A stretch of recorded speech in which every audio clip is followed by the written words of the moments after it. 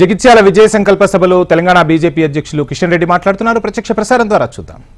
ప్రజలు దారిద్ర్య రేఖ నుంచి పైకి తీసుకొచ్చినటువంటి ఘనత నరేంద్ర మోడీ గారి నాయకత్వానికి దక్కుతుంది.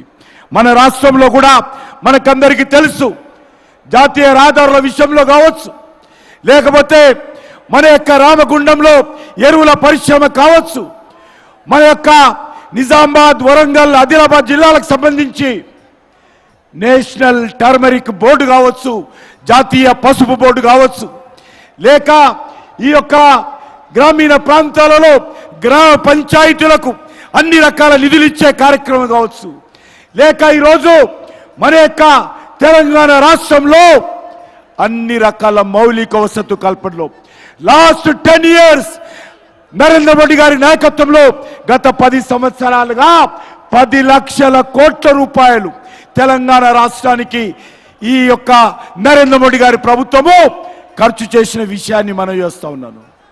ఈరోజు మనం చూస్తూ ఉన్నాము, ఈరోజు నరేంద్ర మోడీ గారి నాయకత్వంలో ఒక తెలంగాణ అభివృద్ధి కోసం అన్ని రకాలుగా ఈరోజు అంకిత భావంతో మన ప్రభుత్వం పనిచేస్తూ ఉంది.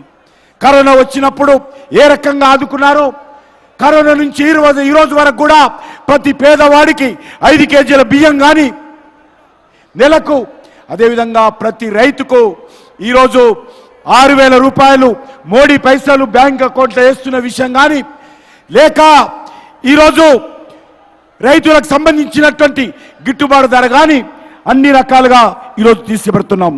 మనకు తెలుసు, సమ్మక్క సారక్క పేరుతో జాతీయ విశ్వవిద్యాలయం నరేంద్ర మోడీ గారు ఏర్పాటు చేసిన విషయాన్ని మనం చేస్తున్నాను. Tribal university, national tribal university Sammakka Sarakka మన దేవతలు ఎవరెత్తున్నారో మన దేవతల పేరు మీద ఏర్పాటు చేసిన విషయాన్ని మనం చేస్తున్నాను. అందుకే మన తెలంగాణ సమాజం అంతా కూడా నరేంద్ర మోడీ గారిని ఈరోజు ఆశీర్వదించాల్సిన అవసరం ఉంది. తెలంగాణ అభివృద్ధి కోసం నరేంద్ర మోడీ గారి నాయకత్వంలో కేంద్ర ప్రభుత్వం అంకిత భావంతో ప్రయత్నం చేస్తూ ఉంది.